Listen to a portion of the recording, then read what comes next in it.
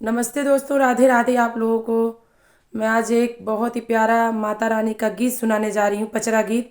जैसा लगे कमेंट में ज़रूर बताएं, लाइक करें, शेयर करें। प्लीज़ हमारा सपोर्ट करें, हमारे चैनल को आगे बढ़ाएं।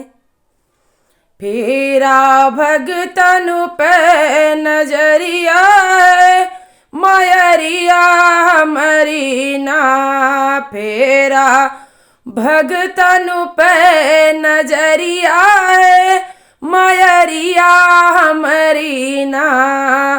हाथ में त्रिशूल सोहे, सिंह की सवरिया है, मयरिया हमारी ना।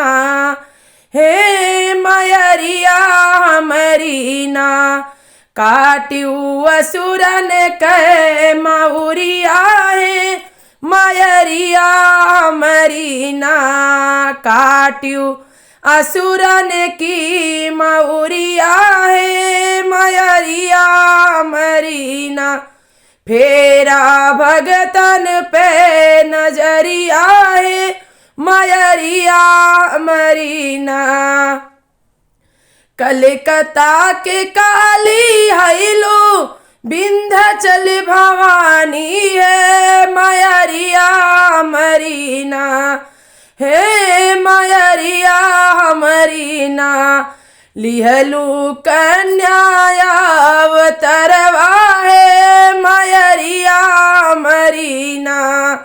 लिहलू कन्या अवतरवा है, मयरिया हमारी ना। फेरा भगतन पे नजरिया है, मयरिया हमारी ना।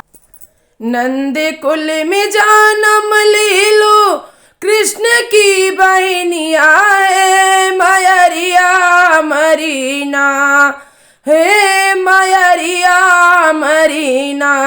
लिहलू विंध्याचल में बसेरा है, मयरिया हमारी ना। लिहलू पर्वत ऊंचे बसेरवा है, मयरिया हमारी ना। फेरा भगतन पे नजरिया है, मयरिया हमारी ना।